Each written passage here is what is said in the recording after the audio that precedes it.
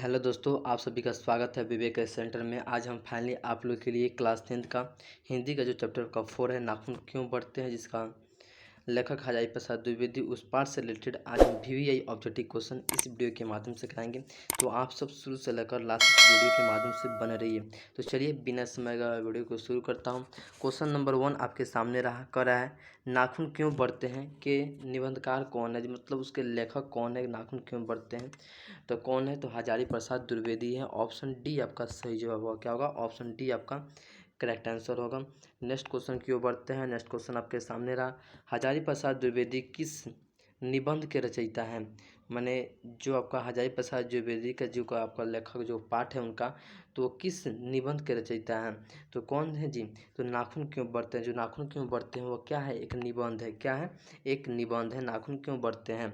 Next question की ओर बढ़ते हैं। नेक्स्ट क्वेश्चन आपके सामने रहा, कह रहा है हजारी प्रसाद द्विवेदी का जन्म कब हुआ था। तो हजारी प्रसाद द्विवेदी का जन्म कब हुआ था, तो 1907 ईस्वी में उनका जन्म हुआ था।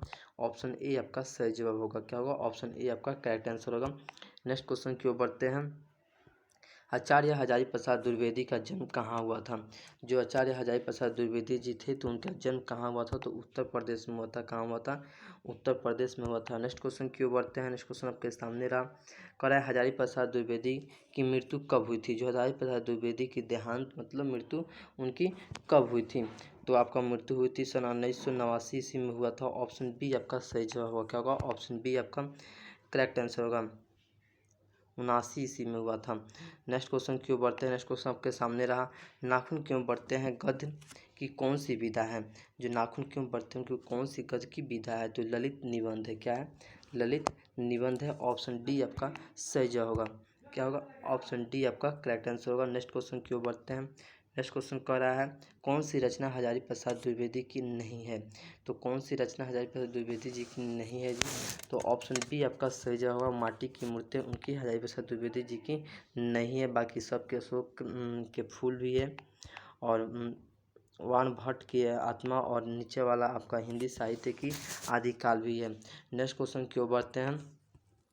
अगला क्वेश्चन आपका कह रहा है कि प्राचीन काल में दक्षिण भारत के लोग कैसा नाखून रखते हैं। जो प्राचीन काल में दक्षिण भारत के लोग थे वह कैसे नाखून रखना पसंद करते थे, तो छोटे छोटे रखना पसंद करते थे। ऑप्शन ए आपका सही जवाब क्या होगा? ऑप्शन ए आपका करेक्ट आंसर होगा। नेक्स्ट क्वेश्चन क्यों बढ़ते हैं। नेक्स्ट क्वेश्चन आपके सामने रहा, कह रहा है हजारी प्रसाद द्विवेदी को कब पद्म भूषण की उपाधि में सम्मानित किया गया, जो सम्मानित किया गया था पद्म भूषण अवार्ड में, तो कब किया गया था हजारी प्रसाद द्विवेदी जी को, तो 1957 में किया था। ऑप्शन बी आपका सही जवाब क्या होगा? ऑप्शन बी आपका करेक्ट आंसर होगा।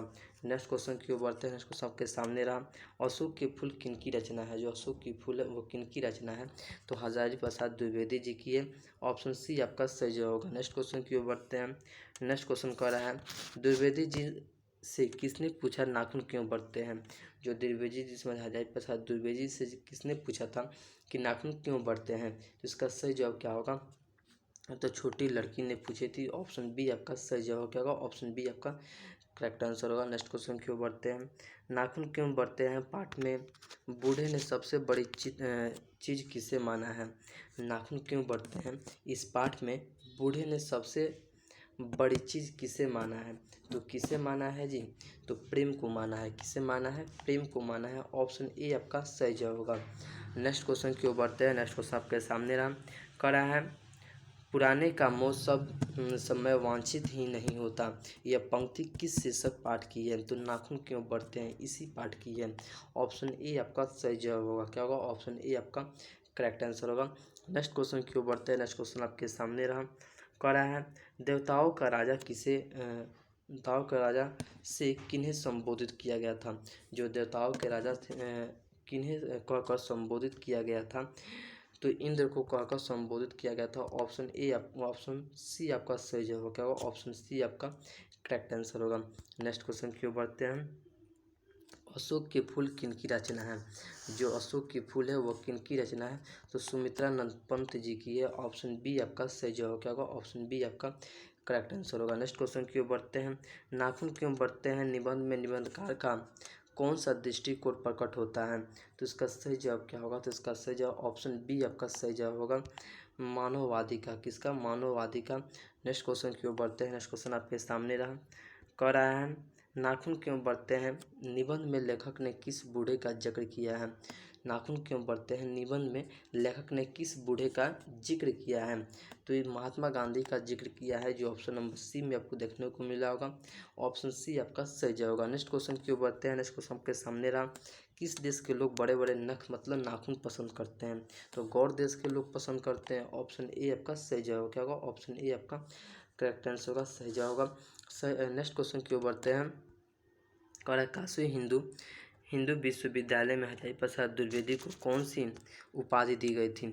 जो काशी हिंदू विश्वविद्यालय थे उसमें हरियाई प्रसाद द्विवेदी को कौन सी उपाधि दी गई थी। तो ज्योतिषाचार्य की उपाधि उनको दी गई थी। ऑप्शन डी आपका सही जवाब होगा, क्या होगा, ऑप्शन डी आपका ज्योतिषाचार्य का उपाधि दिया गया था। नेक्स्ट क्वेश्चन की ओर बढ़ते हैं। नेक्स्ट क्वेश्चन आपके सामने रहा, कह रहा है हिरोशिमा कहाँ अवस्थित है। जो हिरोशिमा है वो कहाँ अवस्थित है। तो कहाँ अवस्थित है जी, तो जापान में अवस्थित है। कहाँ है, जापान में। ऑप्शन डी आपका सही जवाब होगा। नेक्स्ट क्वेश्चन की ओर बढ़ते हैं।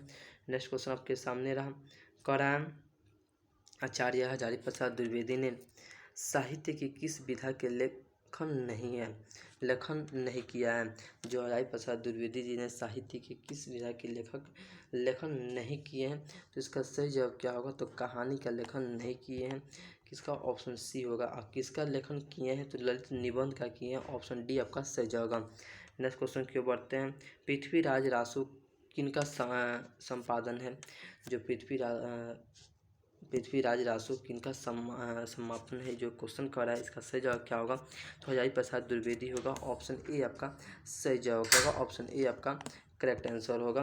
नेक्स्ट क्वेश्चन की ओर बढ़ते हैं। नेक्स्ट क्वेश्चन आपके सामने रहा, कह रहा है हिंदी साहित्य का आदिकाल के रचनाकार कौन है।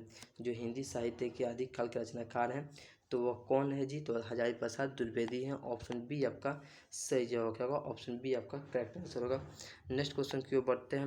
नेक्स्ट क्वेश्चन कह रहा है नाखून क्यों बढ़ते हैं, निबंध नई पीढ़ी में कैसा भाव जगाता है। जो नाखून क्यों बढ़ते हैं, तो नई पीढ़ी में कैसा भाव जगाता है। तो इसका सही जवाब क्या होगा, तो संस्कृति आत्मगौरव की भाव को यह जगाता है। ऑप्शन ए आपका सही जवाब होगा। नेक्स्ट क्वेश्चन की ओर बढ़ते हैं। नेक्स्ट क्वेश्चन आपके सामने रहा, कह रहा है पहले के मनुष्य नाखून क्यों बढ़ाते थे। जो पहले के मनुष्य थे तो नाखून क्यों बढ़ाते थे, तो अपनी सुरक्षा के लिए क्या करते थे, नाखून को बढ़ाते थे। ऑप्शन ए आपका सही जवाब होगा। तो चलिए मेरे दोस्त, तो आज के लिए इतना ही, फिर मिलते हैं नेक्स्ट वीडियो में। यह वीडियो कैसा लगा हो कमेंट बॉक्स में जरूर कमेंट कीजिए, क्योंकि आपके एक कमेंट से क्या होता है, हमको मोटिवेट मिलता है। फिर मिलते हैं नेक्स्ट चैप्टर के साथ, नए कॉन्सेप्ट के साथ। तो चलिए अब तक के लिए इतना ही, जय हिंद।